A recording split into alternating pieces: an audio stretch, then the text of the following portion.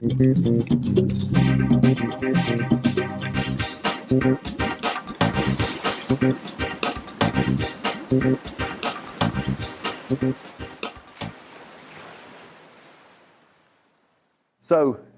is crunches a bad exercise for abs? No. I've built a lot of great people, great abs doing crunches.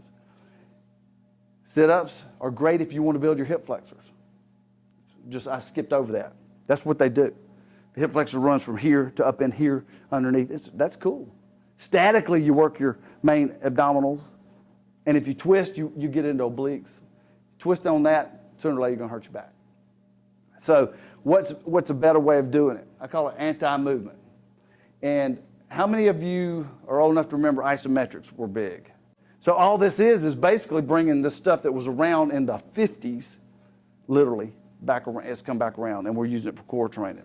When you first activate, there's a muscle called the transversus. I knew about the transversus before it was popular because the transversus is like a girdle. And I've always been thick-waisted. I have abs for the first time in my life about 2 years ago, and I have them right now, but I'm still thick-waisted. And the transversus, part of it, we did too many crunches. We built up the muscle. The transversus helps to hold your stomach and your internal organs in. What they have found that any ab exercises, the first thing that fires off is the transversus. Okay, so it's a very important muscle. I'm going to show you something called a Pallof press. To give you an example, we train baseball players. We train golfers, and the first thing you do is you put them on a cable thing and you start yanking it. We're going to get explosive. Well, that's good, but you only have so many of those, and you're going to rip something.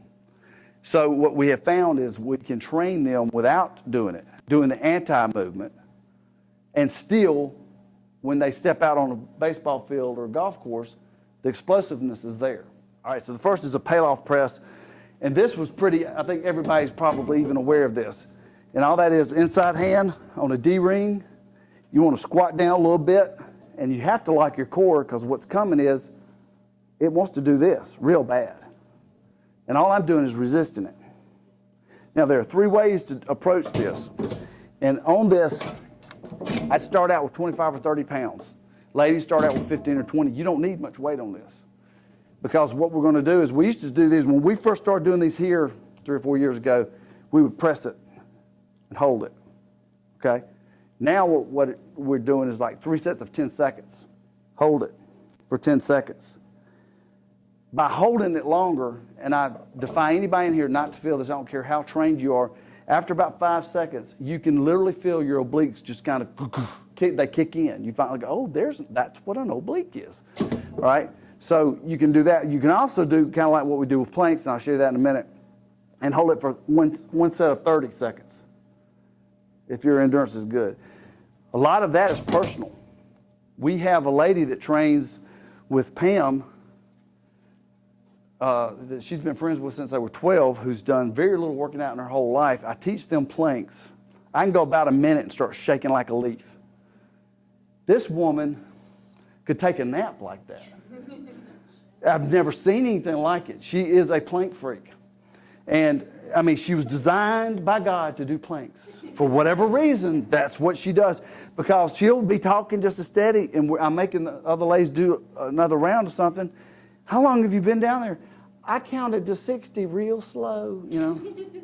So, and she's literally a beginner, and she's done no crunches. She's done nothing to build up to that. That's just her thing.